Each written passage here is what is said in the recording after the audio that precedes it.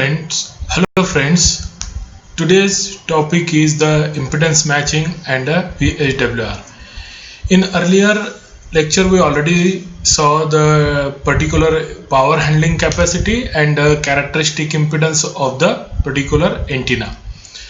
Now here today, for the transmission line, the two-port network is mentioned here, where the port A as a inlet and port B as an outlet, or vice versa, but the transmission line have the characteristic impedance Z0. Now here, if we see the particular setup arrangement of the transmission line, here is the generator, we have it. Here it's a transmission line purely, which is having the characteristic impedance of Z0, and then we are connecting the load towards the final end. Now normally whenever we are applying the generator to the transmission line, the maximum power should be delivered. Then from transmission line to the load, the maximum power should be delivered, and hence the maximum amount of power will be delivered from source to the particular load. So definitely the question is that here whether the line is matched with the generator as well as the load or not. Definitely if the line is matching with the particular generator and load, then the maximum amount of the power will be transmitted. So impedance matching is the most important parameter, most vital parameter available over there. But if it is not, then we have the reflection coefficient, that is the reflection from inlet, reflection from the source, reflection from the load, and a reflection from the coming out from the transmission line.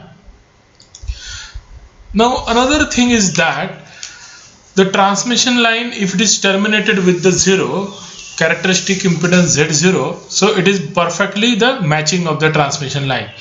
In that case, whenever we are applying the source signal which is matched with the characteristic impedance of the transmission line, so here the equation is Zs is equal to Z0. So all entire parameter of the source, entire power of the source, that will be absorbed by the transmission line and coming to the final end.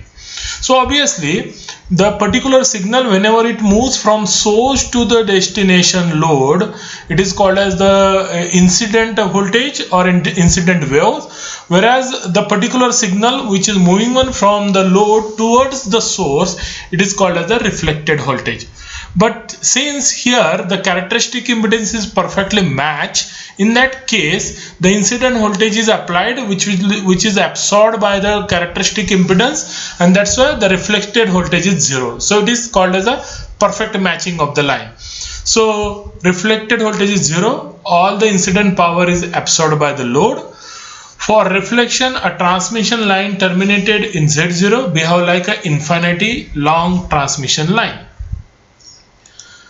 Now, if the particular transmission line is not terminated by the characteristic impedance, then definitely it will be terminated by the load which is not equal to Z0, or either the transmission line might be the shorted or it might be the open. Now in that case, definitely whenever if it is terminated by other impedances, or even though it is a shorted or even though it is open, definitely the reflection will be coming back towards the source. And that's why you can see here the incident voltage is applied over there, whereas the reflected voltage coming back here.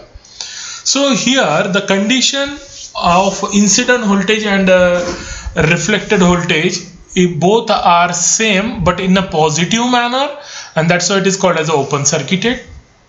But if the particular incident wave and a reflected wave are out of phase by 180 degree, which is shown here exactly out of phase by 180 degree, so the relation between the incident voltage and reflected voltage is V incident is equal to minus V reflected. So it is called as a short circuited.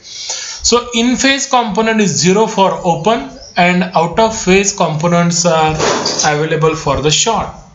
So for reflection, a transmission line terminated in a short or open reflects all power back to the source.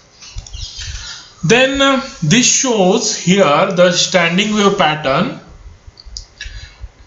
Basically, whenever the signal is applied over there, so blue color line is called as the incident voltage and green color line is called as the reflected voltage. So if we observe the particular incident voltage and reflected voltage, then according to that, the particular constructive and destructive phenomena will be generated over there. So there are three examples: first, second and third. The constructive and destructive mechanism developed over there, and because of the forward and the reflected waves, the average level signal will be developed over there. That is what we called it as a standing wave pattern. So standing wave pattern provides the maximum value that voltage and current can ever establish at each location of the transmission line for a given load and a generator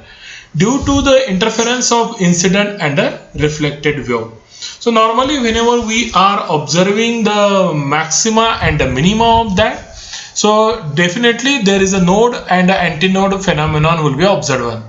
You can see here specifically the blue color line is the incident voltage and green color line is the reflected voltage, but right now both are in a phase. So definitely the constructive phenomenon will be observed here and the average signal will be observed over there. So we are getting it maxima here and another maxima is available here. So the distance between maxima to maxima is lambda by 2, whereas the distance between the consecutive maxima and the minima is the lambda by 4. The another example is available here for the standing wave ratio is that the green color waves are the incident waves, whereas the blue color waves are the incident waves, whereas the green color wave are the reflected wave. And if you periodically taking the average of that, the behavior of the black color wave is going to change. And that's why here definitely you can see the maxima here available, whereas the maxima you get it here. So definitely here the node to node moment takes place, whereas the minimum value you get it for the wave is called as antinode, whereas here node to node moment takes place and the minimum value of that is called as the antinode. So in the phenomenon of the standing wave pattern, the node and the antinodes will be developed over there. If the waves are voltages, then it is called as a voltage standing wave ratio, whereas if the waves are the current, then it is called as the current standing wave ratio. Then another one is the relation between the load, reflection coefficient and VSWR.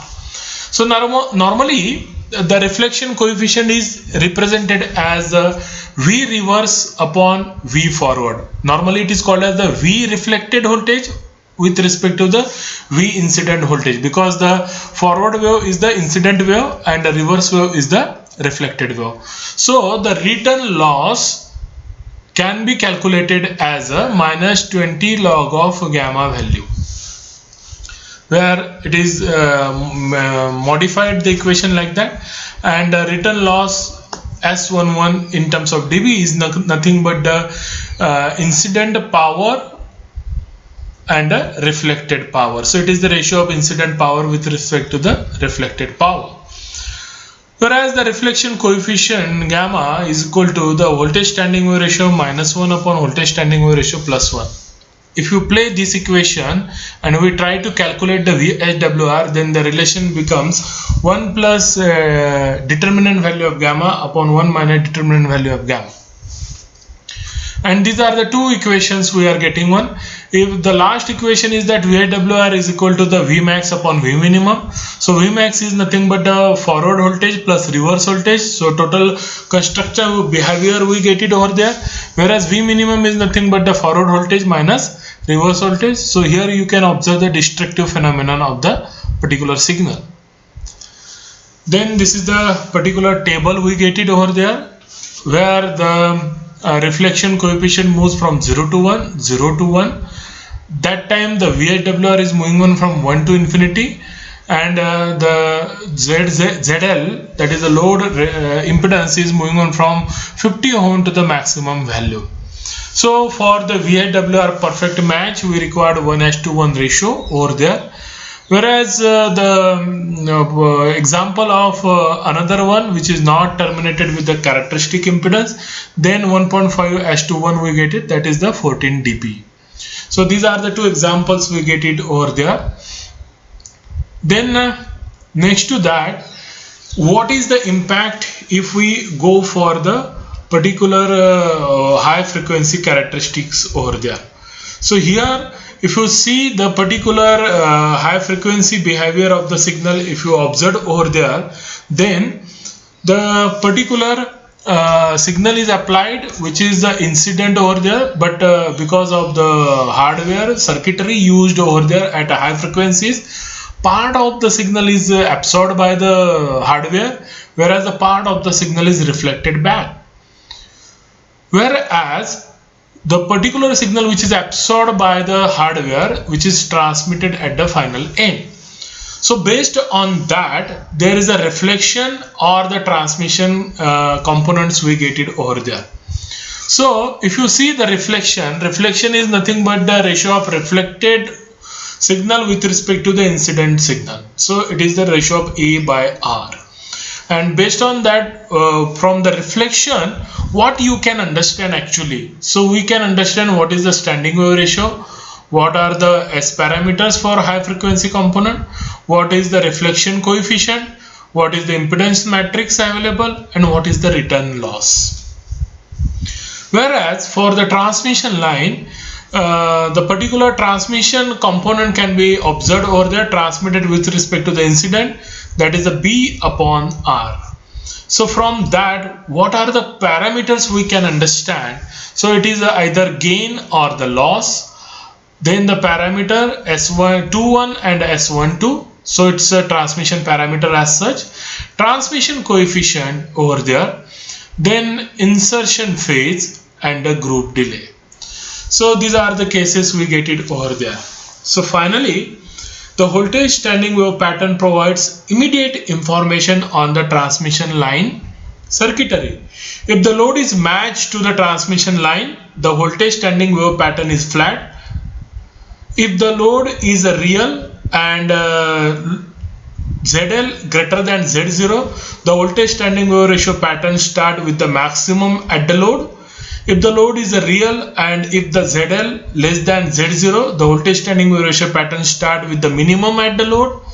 If the load is a complex, if it is the inductive greater than 0, the voltage standing wave ratio pattern initially increase when moving from load to generator and reaches to the maxima first.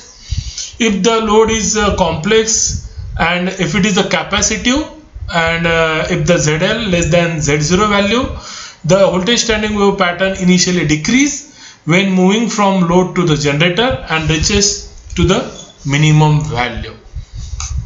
So this is all about how the standing wave ratio pattern play a very important role in a circuitry. Thank you.